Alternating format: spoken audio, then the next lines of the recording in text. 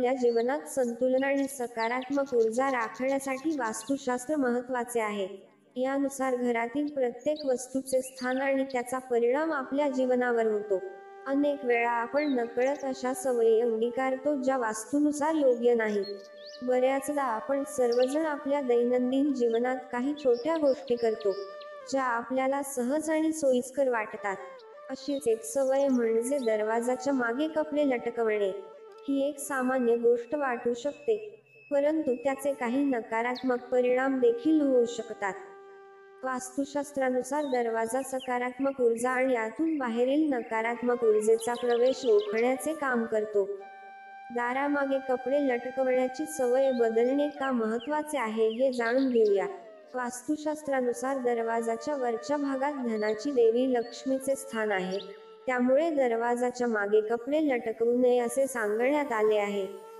असे केल्याने देवी लक्ष्मीचा अनादर होतो आणि तिचा कोप होतो, असेही म्हटले जाते. असे म्हणतात, दरवाजामागे कपडे लटकवल्याने आर्थिक स्थिती बिघडते. असे केल्याने आर्थिक नुकसान होण्याची शक्यता असते आणि आर्थिक नुकसान होण्याची शक्यता वाढते. त्यामुळे घरामध्ये चुकूनही दाराच्या मागे कपडे लटकवू नयेत. दारामागे कपडे लटकवल्याने नातेसंबंध बिघडतात.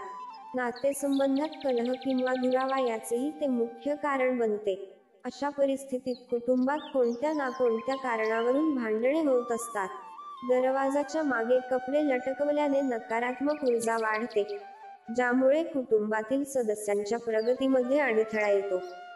नोकरी आणि व्यवसायात अडचणी येऊ शकतात.